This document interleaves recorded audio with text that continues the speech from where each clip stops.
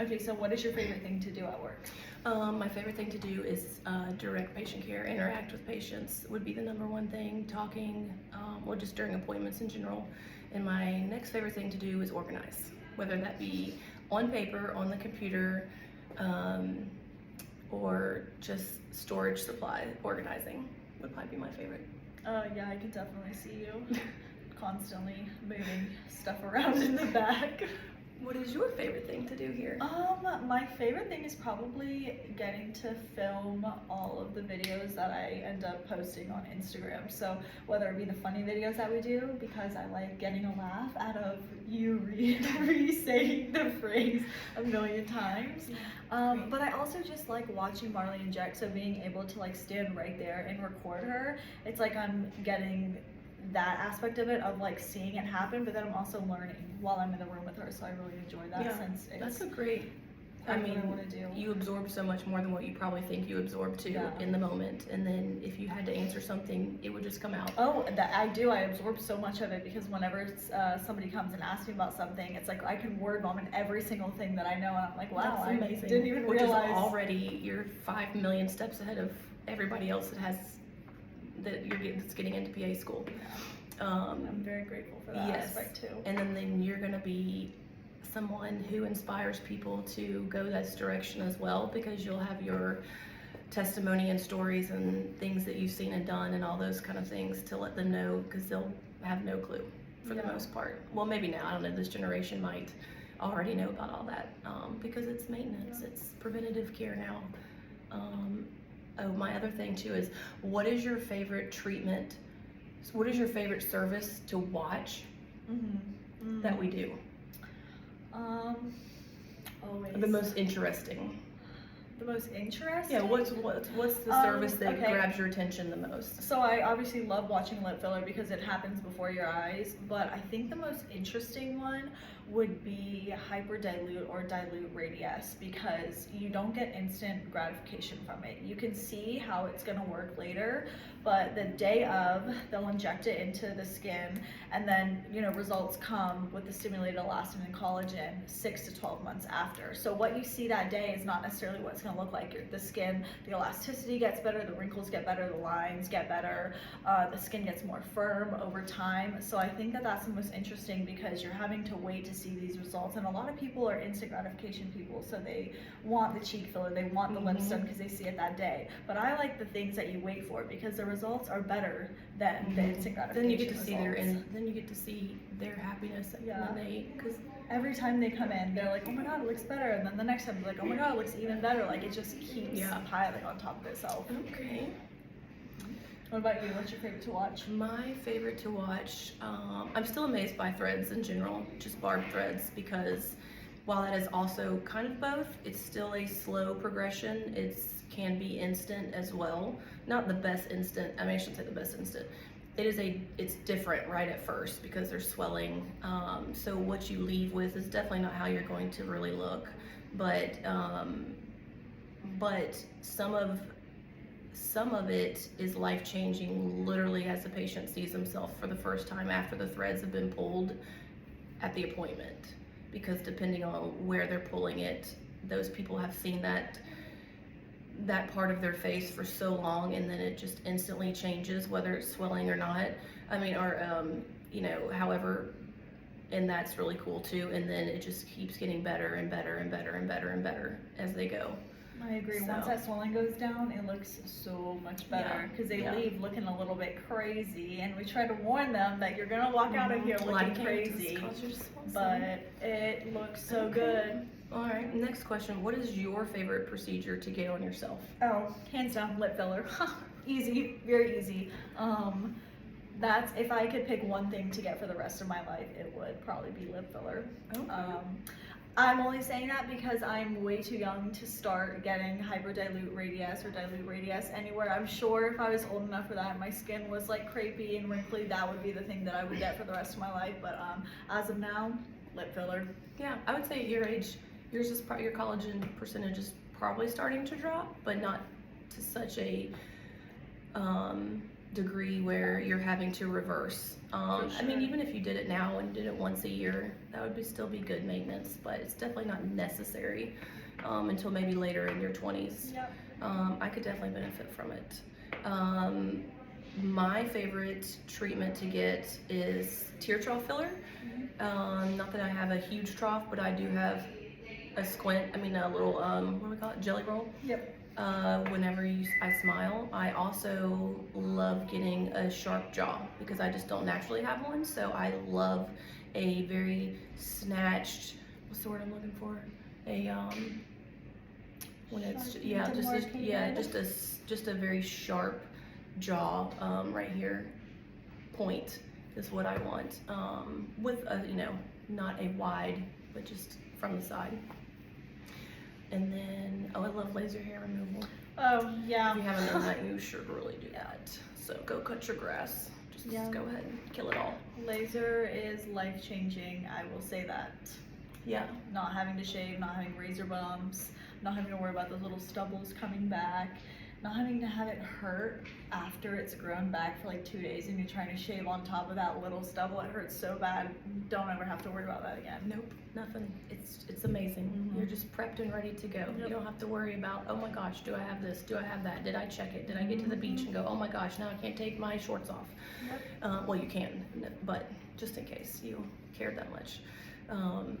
And winter time is the best to do it as well because every 4 weeks we can knock it out. And then once it gets to summertime, you don't have to worry about getting sun on it because after you do laser, you shouldn't have sun 2 weeks prior or 2 weeks after. So obviously we live in Florida, you don't want to do it in the summertime. Wintertime is the best. When summer rolls around, you're hair free, you don't have to worry about anything. Nothing. You can just, well, there's no new beach, but if there was. No. Go down south. Yeah. Let's see. What is the what country have you been to that you would go back repeatedly without question? Italy. Italy? Okay.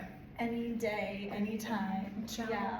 I've gone to northern and southern Italy, so. Okay, so which one out of the two? It doesn't matter?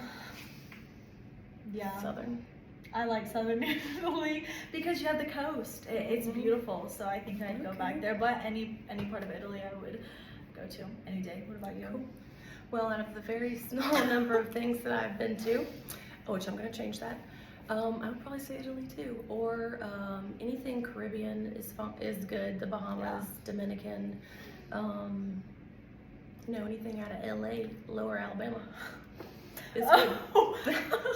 I thought you were talking about real LA because you went this year. No. Oh gosh, yeah, anything out of LA. Okay, what else? Okay, I'm trying to think of what their questions were. What is something that is quirky about you that nobody else would really know?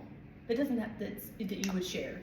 Like just something, anything that would somebody would be like, oh, or they just wouldn't know. You tell me yours so I can think of what necessarily you mean by that question. Okay, so something that I do that's not people would know is that I choose a cup or a glass based on how it feels on my hands. Oh, I see. Like if it comes out of the dishwasher and it's real squeaky, I can't touch it.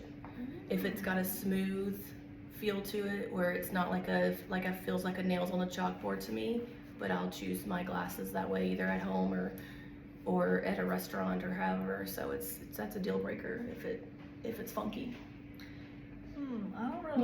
I guess I don't really think about these things when I'm like going through them. I don't know. If my hands are dry, I don't like writing on paper because that feeling against it makes my skin crawl. Yeah. Would you? Okay, so you're Leo, and I'm an Aries. So I'm fire, and what is yours? Fire. Fire too. Oh, double fires. Yeah, okay. That's why we get along. Yeah. So what else can we ask? Or we could ask each other and guess. Okay, let me guess how many pieces of Lululemon clothes and accessories you have. Okay. I'm gonna say 24. Probably not that much. Oh, okay. Probably not that much, honestly. 12? Let me see. I'd say like 15, Okay, probably. okay, including the bags and okay. Yeah, with my bags and my hair ties, like all of my Okay. accessories. I just found a Lululemon beanie in my. Yeah, it's perfect timing because I'm going to Colorado, and I just found it. I was like, oh, I didn't even know where this had the tag and Okay. everything. I didn't even remember buying it. I gotcha. But yeah, very cute. Okay. Mm. What you got? How many Roberto coin pieces do you have? I only have three charms, and yeah, and 2 necklaces. But I would like to add more to that. Maybe a ring, a bracelet. I mean, Valentine's is coming up, so. But What's your favorite designer? Not Steve Madden. Those shoes are so bad. Sorry. I'm so uncomfortable. I do love Gucci, but also my favorite designers that I would like purchase on a regular basis would be Free People and Madewell. Oh, I went to their store in New York. Like, they have a lot of jeans, and I had never even heard of it before. Yeah. I don't like stretch jeans. I will never wear them again. I won't. I do prefer these type of jeans. I used to only wear stretch jeans, but now I like the real, like, Yeah, rigid. denim. Yeah. Yep. Nope. I started with American Eagle jeans, with no stretch, and that's how I'll end. Except for not American Eagle, because everything now is super stretched there. Let's see. What is what's another question? This is the last question because I gotta go. Oh, okay. It is after hours. I was gonna cut that out. Okay, here we go. What is something that Marley has taught you without directly teaching you? Like anything? Like without like advice or something? What do you feel like you maybe have picked up from being here that has changed some aspect of your life? Like maybe.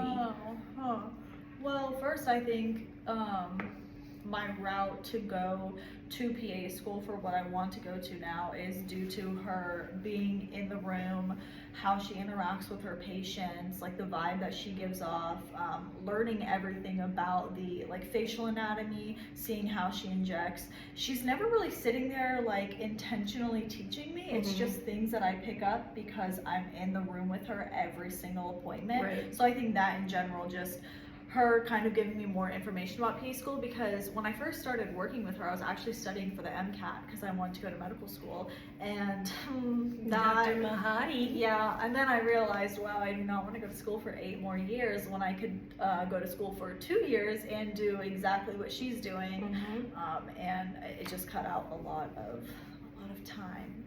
And other than that, I think Marley's just a good life coach. When something is wrong with you, that lady will know in a heartbeat, and she'll pull it out of you. The amount of cries that I've had in her office are beyond me. I think she just kind of teaches you how to boss up and just take control of your own life, not let anybody else run your life for you, make your own choices for yourself, and really love who you are and love what you do. And I'm very grateful for that. Yeah, in a very just natural way. Yeah, what about you? I agree. Mine would be learning how to describe how I feel, to really figure out what words are matching up with how I'm feeling instead of just masking them or just deciding on a whim. Also learning how to communicate with not so many extra words because I talk a lot and have a lot of extra fillers that are not necessary, and but just again, like kind of like that, just these little tidbits here and there that you just kind of go, that seems to work out a lot better than the way I was doing it. But you just didn't really have a ton of people throwing that kind of information out at you, just because those kind of people aren't always available, and they may not have the resources to even tell you that because they probably don't know either to an extent. But also just like setting boundaries, recognizing things the most, and then knowing when you're in the moment of those things, and then being able to move forward from that. So because you're not going to learn it overnight and you're not going to change it overnight, but if you're aware of it and then you can tag it to a word. We have a feelings chart in here too, mainly for the kindergartner and me to be able to go and point to the word. But as silly as that sounds, it works like a charm. It helps. So also being solution based is something I only thought about in a career mindset with patient care, but to be solution based in basically everything, every thought and mindset. I also wear panic panties, so you can't really be solution based while you're panicking, but that's the constant integration that she kind of sets up just in her own ways that you kind of pick up on when you're at the office, and then you realize you're like, oh my gosh, I handled that well, and that I used all my words correctly. So anyway, okay, well, That was good. I like that one. we love our job and we love being here, and if you have any questions, we will answer them, social media, on the phone. We have some new faces, so be on the lookout for meeting them as well. And thank you. Thank you guys. Bye.